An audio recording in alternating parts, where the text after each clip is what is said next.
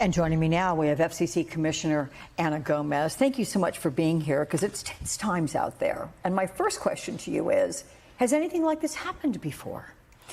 I have never seen the FCC act this way, but this is all part of this administration's campaign of censorship and control.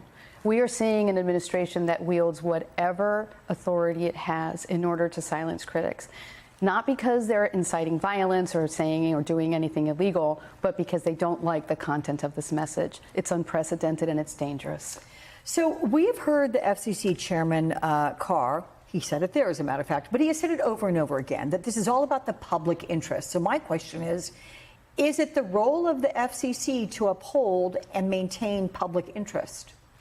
So when we license broadcasters, we do require them to serve their communities in the public interest. But in this case, this administration seems to be using the phrase public interest to mean anything that they like or don't like as being against the public interest. Let's be clear. The FCC has neither the authority, the ability, nor the constitutional right to censor broadcasters. It's against the First Amendment, and it's contrary to the Communications Act, which is our authorizing statute. And I guess you have to define what exactly is public interest. It can be different in different eyes, correct? Yeah, we have this roving standard that we're hearing where anything that this administration doesn't like, it says is against the public interest. I have called for the FCC to initiate a rulemaking so that we can define what exactly we mean about what is in the public interest. Under normal times, when we look at whether anything we're doing is in the public interest in the media sector, we look at, are we promoting localism? Are we promoting a diversity of viewpoints? And are we promoting competition? Those are all within our statutory remit. Censoring broadcasters is not. What is the threshold to revoke a license? I mean, I'm curious, that is something that Carr is threatening to do on behalf of the FCC. How egregious does an offense have to be to get a license revoked? And is Jimmy Kimmel and his comments, is that anywhere approaching that level? It is extremely rare for the FCC to revoke a license because it has such harsh consequences on the licensee.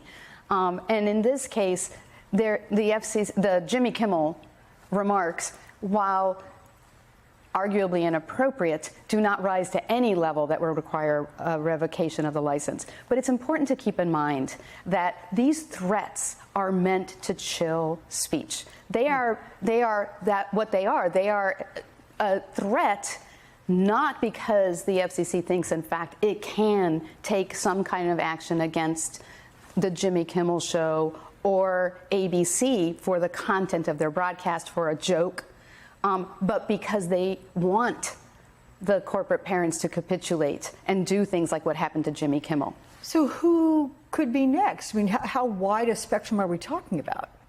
Well, that's a good question. This administration will retaliate against anyone that dares to speak out against it.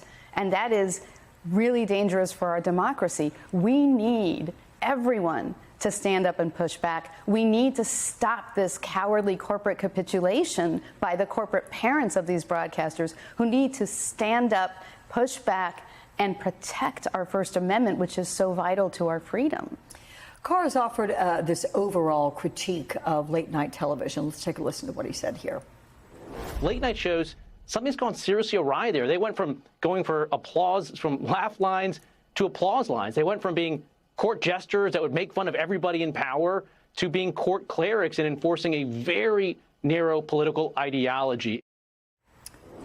Since their inception, I mean, correct me if I'm wrong, haven't late night shows, Johnny Carson used to do it. I mean, I can remember watching when I was a lot younger, and he would make jokes about pretty much everything, what we're all living in, different facets of society, sometimes, yes, relating to politics as well.